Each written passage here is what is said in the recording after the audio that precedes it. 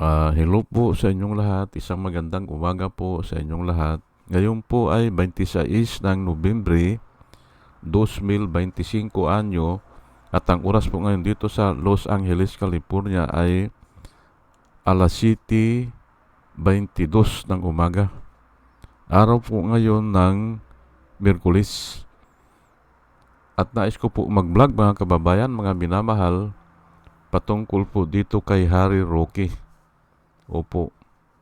Ang title ko po ngayon ay Harry Roque's World Becomes Smaller and Smaller. Yan po ang title ko. Kasi nga kahapon ay yan ang balita eh. Si Harry Roque po, dinakip o hinold o maaring dinitini. Maari din, hindi natin alam. Pero yan nga, paliit ng paliit ang kanyang mundo na ginagalawan.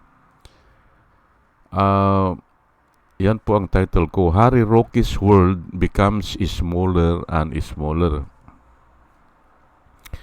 Ngayon ay nagtataka nga ako, bakit galing siya ng Netherlands o doon siya kinwestiyon sa Netherlands. Papunta ata daw siyang Austria. Ang pagitan ng Netherlands at saka Austria ay 1,000 lang yan 1,000 kilometers lang po yan at saka pwedeng lakbayin yan ng kotse. 11 hours lang o 12 hours.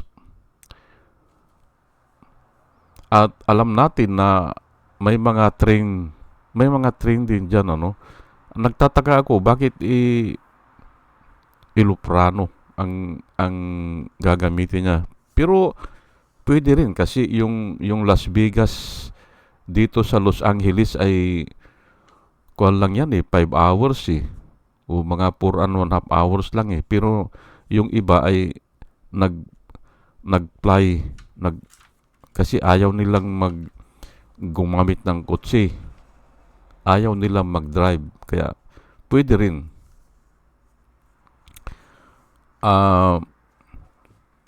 Pero dito sa Amerika ay iisang country naman Las Vegas to Los Angeles, iisang country yan. Kaya okay lang. Ay dyan ibang country po yan yung Netherlands at saka yung Austria. Pero valid yung kung may visa ka ng Austria, doon ata siya kumuha ng visa sa Austria. Ay valid lahat yan dyan sa European Union except itong British ata. Hindi ka pwede makapasok dyan. Ngayon ay kinancel po itong kanya o yung passport niya nung kamakailang araw. Nagdeklara ang DFA natin, Department of Foreign Affairs, na kansilado na yung passport niya. Ngayon ay computer na po tayo ngayon Dahil sa computer na tayo, mabilis i-implement yan. Pag nabukaan siya o nakita yung pangalan niya, ay agad yan, timbre na yan O mag-a-alarm na. Ayan po. Kaya siguro ganyan ang nangyari sa kanya. Kansilado na yung passport niya, ibig sabihin, iyang passport kasi natin, pag-aari yan ng gobyerno. Opo. Although na binabayaran natin yan, yung serbisyo lang. Pero yung passport, pag-aari po ng gobyerno yan. Kaya nga kung nawawala yan, o napulot yan ay binabalik po yan sa embassy. Opo. Kasi ang may-ari niyan ay yung gobyerno na nagbigay. Ngayon ay kung kansilado na, ay talagang hindi na siya makakagalaw dyan. Kasi po, mga kababayan, mga minamahal, ang alam ko yung mga tao dyan sa, yung magkakalapit na yan, yung Netherlands, Switzerland, mga Sweden, mga disiplinado po ang mga tao dyan. Opo. Ang ibig kong sabihin, bihira ang kurap. Opo, bihira.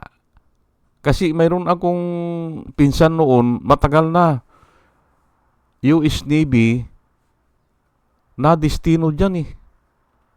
Aywan ko kung sa Sweden, sabi niya, mga disiplinado mga tao dito.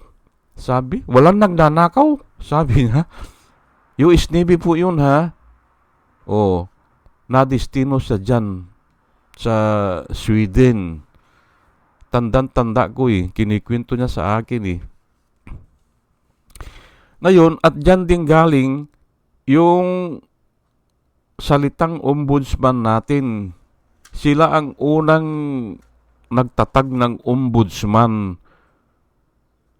Special court yan para litisin yung malalaking isda, yung mga politiko na hindi kayang litisin ng ordinary court. Kasi nga natatakot yung ordinary court eh. Kaya dyan nanggaling ang ombudsman. At mahigit ng 100 years po nila na pinapractice yan, yung ombudsman. Ayan sa atin kailan lang po yan eh.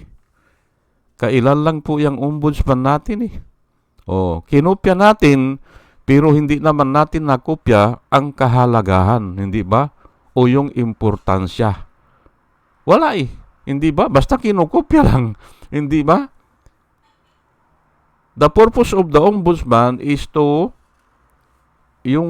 try airing public officials na may salary grade na aywan ko kung 22 ata yan o 27. Doon sila lilitisin yung malalaking isda. Ngayon ay ito si Harry Roque ay kuwan ito eh. Kahit na pasabihin niya na hindi siya hinuli o kusa siyang sumuko, ganun na rin po yan. Mga ilang araw lang yan, aywan ko kung anong balita na ngayon, baka i-deport na yan o huhulihin na yan kasi ang rason lang niya ngayon ay yung unfit to fly. Kaya nga ang una ko dito ay may kutsi naman yan eh. Pwede naman by land, hindi ba? O by train. Pwede po. Mga sophisticated po ang mga train dyan. Yung mga train dyan nagko-cross po ng borders ng country. Opo. Aywan ko lang kung tinitignan pa ang pasaporte dyan sa mga train. Pero palagay ko wala na. Wala na. Kasi abala lang yan eh. Sa airport siguro, kahit na visa free, tinitignan talaga eh. Opo. Ganun po yan. Kaya hindi siya lulusot yan. In a matter of days, madiditini yan o madideport o kaya ay yan na nga sisilanan na siya ng ibang bansa kasi nga mga law-abiding citizen po dyan hindi pwede dyan ang mga kwan, hindi pwede yung dyan sa atin sa Pilipinas ay nababayaran yung mga opisyal. Dyan hindi. Sila pa ang binabayaran kung naayos yung kaso o yung may nagsumbong at ang ibig ko sabihin, yung nagsumbong ay may bayad yun. Oh. Dito sa Amerika, ganun eh. Kung may nakita ka na illegal, dito po sa Amerika, nakita mo na illegal yan, isuplong mo. Oh. May reward ka. Ganun po yan. Lalo na yan sa mga money laundering. Oh. Kaya nga dito, pag may suspect na yung isang malaking bahay ay binili ng drug money, ay isusumbong yan ng mga kapitbahay. Ganun po. Kasi nga may reward. Ngayon ay ito si Harry Roque, ini-expect ko na po na ganyan yan. Ganyan na ang mangyayari sa kanya. Opo. Kasi yung mga pinaggagawa niya nung panahon po ni Duterte ay pagbabayaran niya po eh. Pagbabayaran niya eh. Ito po ang Bible verse na isi-share ko sa inyo. Pero pinili ko na itong New Living Translation kasi angkop na angkop po ito sa kanya eh. Proverbs chapter 11 verse 24 hanggang 26. Give freely and become more wealthy. Yan po nakasulat dito. Be stingy and lose everything. Ayan po. Okay. Ulitin natin ano. Ang ibig sabihin nito, give freely kung generous ka na magbigay. O sa kawang gawa, nagbibigay ka. O sa simbahan. O sa mga nasalanta ng bagyo. Kung nagbibigay ka dyan, you are giving generously. O give freely. Hindi ba? Becomes more wealthy. Magiging asinsado ka o mayamang ka. O asinsado na lang, hindi ba? Pero kung stingy ka, itong stingy parang kinamumuhian ka ng tao eh. Be stingy and lose everything. Magiging mahirap ka o ayan nga, mabibilanggo ka. O mamalasing ka. Ayan po. Kabaliktaran, hindi ba? Kung generous giver ka, ay aasinso ka. Pero kung sakim ka sa kayamanan o kapangyarihan, alam mo nang mali pero ginagawa mo pang tama, alam mo nang mali pero kinakampihan mo pa, enabler sila yan eh, nila Duterte eh. Kaya ito na ang pinili ko. Be stingy, inaayawan ka ng mga tao and lose everything. Ayan po. Sa iba ay maghihirap ka ang nakasulat. Pero pinili ko na ito, New Living Translation. The generous will prosper. Those who repress others will themselves be repressed. Anong ibig sabihin yan? Yung generous giver, magpro-prosper daw yun. O aasinso. Those who repress others, kung pinapakain mo yung iba, ay ikaw din ay mapapakain. Kung nagbibigay ka sa iba, ikaw din ay mabibigyan ng biyaya ng Panginoon. Ang ibig sabihin nito, ganyan repress you will be repressed. Ay saan ba nanggagaling ang mga biyaya? Kung minsan hindi natin nalalaman yan, dumarating sa ating buhay, hindi ba? Ay sa Panginoon po yan. Magandang trabaho, ganyan, magandang sweldo, magandang opportunity, ganun po yan. Hindi ka nagkakasakit, yun lang hindi ka nagkakasakit eh. Samantalang yung iba naubos ang kayamanan sa pagbabayad ng sakit, ng doktor, hindi ba? At gamot. Ayan po, hindi ba? Ay ituloy ko lang, people curse those who hoard their grain, but they bless the one who sells in times of need. Ayan po. Ang nakasulat po dito, kinakers daw ng mga tao yung mga sakim o yung itinatago nila ang kanilang mga produkto.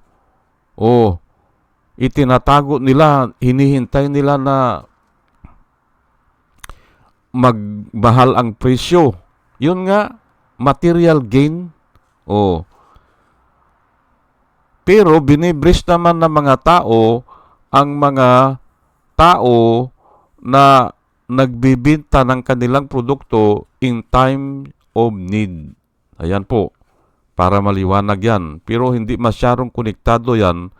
Ang konektado dito ay yung si Harry Roque, dahil gusto niyang yumaman, hindi ba? Diyan siya ngayon.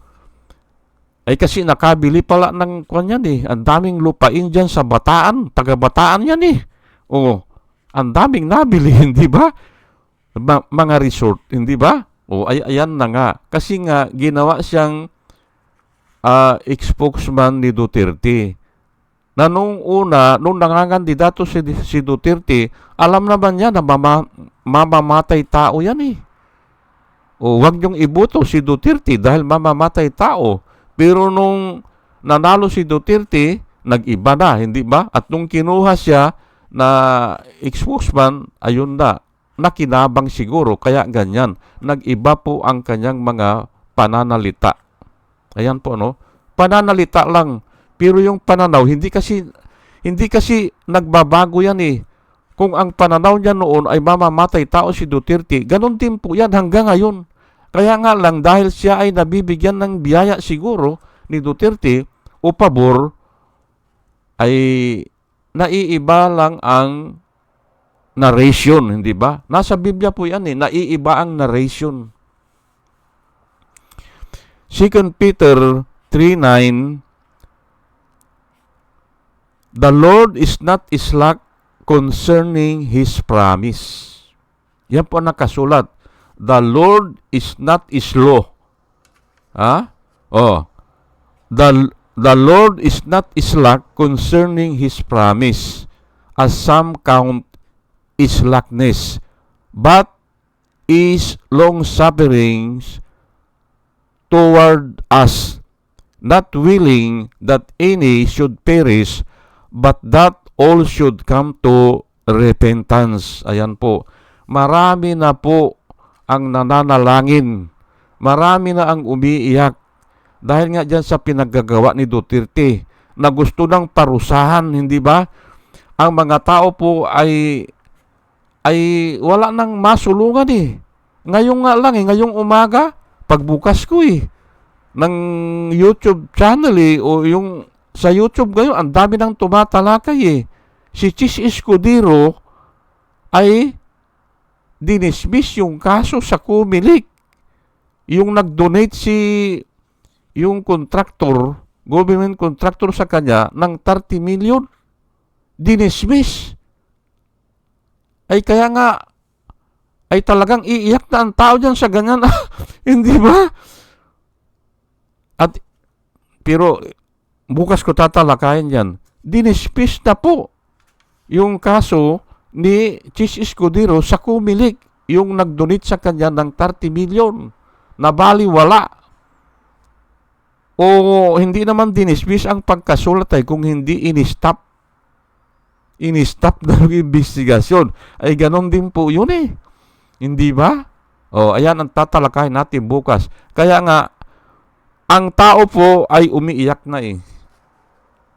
Umiiyak na. At alam ko ang tao ay wala na eh. Gagawa sila ng batas. Pero hindi naman nila i-implement o kaya nga po, ang sinasabi ko po sa inyo, paulit-ulit lang ko dito, wala na akong tiwala dyan sa batas eh. Wala na. Kasi mismong Biblia nagsasalita po eh. The law was added or the law was given to bring us to righteousness, to bring us. Pero ang mas mahalaga po, yung righteousness. Oh, mas mahalaga po yun. At hindi naman maliligtas ang tao dyan sa batas eh. No one is justified by following the law is evident. Noon po, nung ako ay tinuturuan sa born again, nung mga elders namin, hindi ako maniwala doon sa paliwanag nila eh. Na wala na yung batas, sabi nila, wala nang kwenta yan. Hindi ako maniwala, ang tagal, buwan po, buwan, bago ako naniwala. Pero araw-araw yon ini-explain nila sa akin. Kaya alam ko sa inyo, hindi rin kayo maniniwala sa akin eh. Hindi agad-agad. Pero obserbahan nyo po ang mga pangyayari. Magmasid kayo sa paligid. Ayan nga si Chis Escudero, hindi ba? O, terminate na daw yung investigasyon. O, di ba? Ayan po, no? Ngayon ay, ang Panginoon po is not slack concerning His promise. As some of you count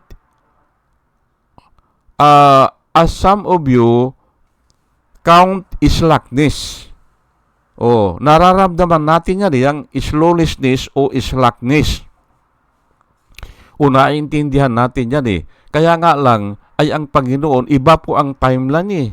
Iba ang time. O walang time ang Panginoon eh. Hindi siya sakop ng time. Tayo po, sakop tayo ng time. Ng space at saka time. O, kaya tayo ay parang yung nawawala na ng pag-asa. Pero nga, ngayon, ay basahin ko lang but long suffering. Ang Panginoon po ay long suffering o matyaga. Matyaga po ang Panginoon ay towards us, not willing that anyone should perish, but that all should come to repentance. Ayan po Pero, ayan nga, dahil nga dito ay talagang paparusahan din yan. Ayan nga si Harry Roque. Hindi ba? Talaga po, napaparusahan yan. Dahil nga dyan sa pinagagagawa nila, naging enabler siya eh. Hindi ba? At ito po ang verse na parati kong ginagamit concerning dito nga sa pagganito kay Harry Roque, hindi ba? Kasi maalala ko po, noong nag-birthday sa kulungan si Dilima, nung nag-birthday, ay binati niya eh. At nagpa-kwampa siya, yung sa media, ang wish niya daw kay Dilima ay mabulok na sa bilangguan. Naku kako. Alam niyo po mga kababayan, ako po ay pag mineditate ko yung sinalita mo at dinaan ko doon sa pinilter ko, pinipilter ko kasi sa salita ng Panginoon eh. Pag inisip ko na pagdudusahan mo yan, sigurado ako. Nung narinig ko yan, nung narinig ko na sinasabi sa media ni Harry Roque na ang wish niya sa birthday ni Dilima ay mabulok na sa bilangguan o something like that na hindi na makaalis sa kulungan, ganun ang wish niya, ay alam ko na paparusahan ito. Idle word po yun eh, idle word. Matthew 12:36. But I say unto you, sabi po ni Jesus Christ, but I say unto you, for every idle word that man shall speak, or may speak, that man may speak, they will give account of it in the day of judgment. Ayan po eh.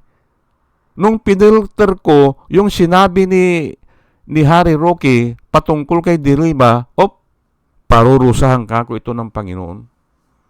Dahil doon, at doon po sa dyaryo, doon sa Philippine Daily Inquirer, doon sa comment section, ang dami ko pong nakalaban doon ng mga DDS. Sabi ko, parurusahan yan. 100% ako dyan.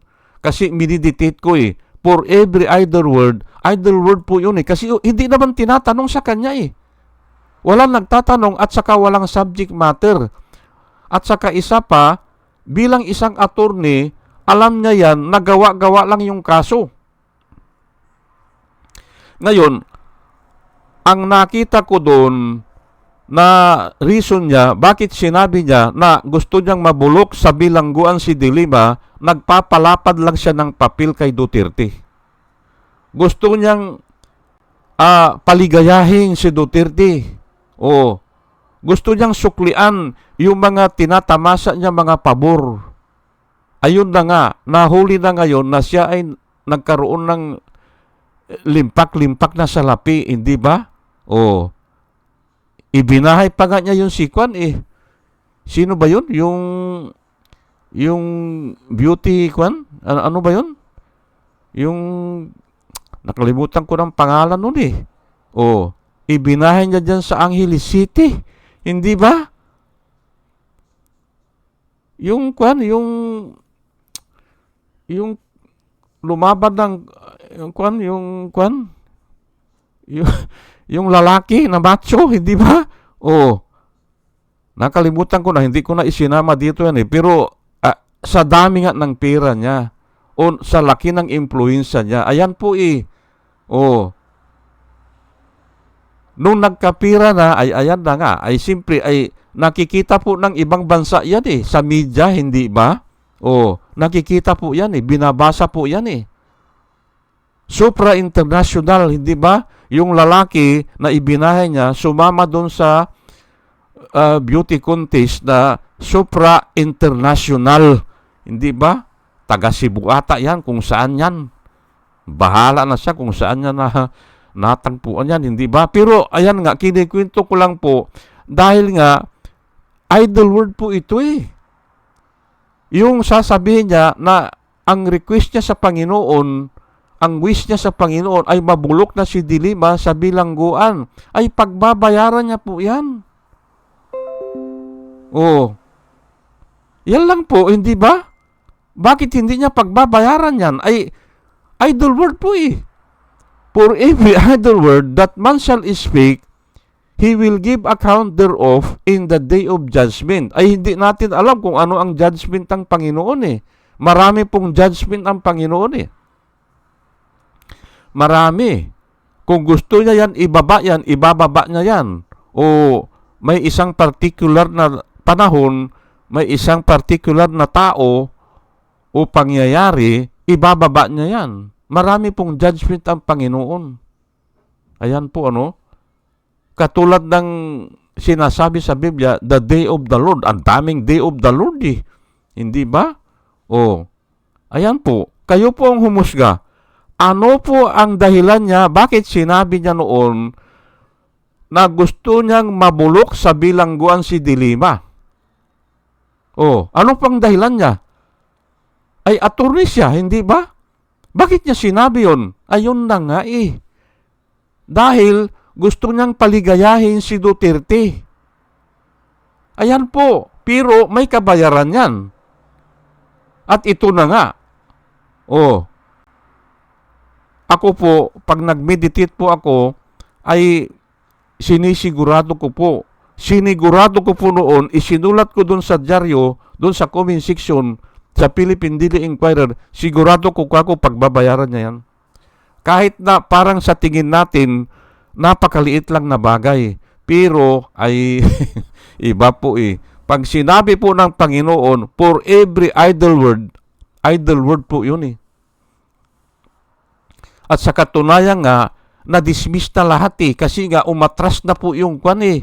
Yung mga testigos, yung mga testimonya, hindi tatayo. Kasi balibaliktad eh. Hindi mag-ugma-ugma. Hindi po eh. Kahit anong gawin mo, ang kasinungalingan, hindi mag-uugma yan. Pag cross-examine yan, ay yun pa nga lang, hindi na nga sila nagko-cross-examine eh.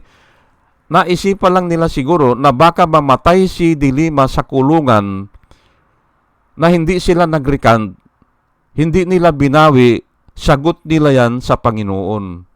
sasagutin nila yan. Kung namatay, o kahit na sabihin natin na namatay sila, hindi nila narikan o hindi nila binawi, sasagutin nila sa Panginoon yan. Ay kung may 100 tao yan, hindi ba? Kung may 100 sila, pati na yung mga huwes ha, yung mga prosecutor, mga 100 sila siguro eh. Nakabig ni Duterte,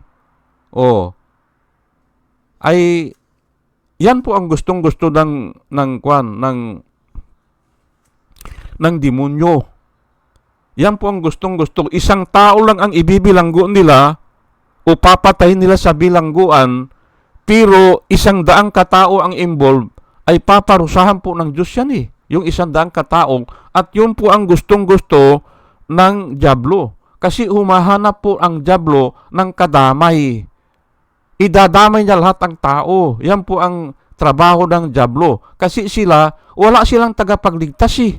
Wala pala. Yung mga fallen angels, wala. Kaya ganyan nga. Ay ito ngayon si Harry Roque, ay problema niya yan. Hindi ba? Bakit kasi ang dami niyang sasabihin yung pang sasabihin niya? Hindi ba? I wish, sabi niya. Gusto raw niya mabulok na sa bilangguan, si Dilima. Ay, bahala ka, hindi ba? Bahala ka. Ako, hindi masama naman na manalangin ako na parusahan ka ng Panginoon. Kasi nakikita ko, pati nga yung mga judge, hawak mo dito eh. Diyan sa Pilipinas, hawak nyo eh. Hindi ba? Ay, lalapit na ako sa Panginoon at hindi po nagagalit ang Panginoon dyan. Kasi ang Panginoon, ang sabi niya, cast all your cares upon Him. Lahat ng bumabagabag sa iyo, ibigay mo sa Kanya. Hindi ba? Because He cares for you. Ayan po eh. Bakit hindi ko dadalhin sa Panginoon yan? Hindi ba? Dadalhin ko talaga yan sa Panginoon. Ang sabi ng iba, yung nakalaban ko sa mga debate, dyan nga sa comment section, dyan sa Philippine Daily Banker sa Philippine Daily Inquirer po eh. Sabi nila, huwag mong dalhin sa Panginoon. Dadalhin ko kako talaga. Dadalhin ko yan. Huwag nyo akong bawalan kasi yan ang nakasulat sa Biblia. Dalhin nyo sa akin. Cast all your cares upon Him because He cares for you. Ayan po. Sige po, hanggang dito na lang po, at sana po ay may natutunan tayo at dalayan ko po sa Panginoon bago po ako mag-umpisa ay dinadalayan ko po na sana tayo ay magkaroon ng wisdom na nanggagaling sa Kanya sa ating pakikinig. At muli mga kababayan, mga minamahal, isang magandang umaga po sa inyong lahat at salamat po sa inyong pakikinig. Salamat po ng marami. Salamat po.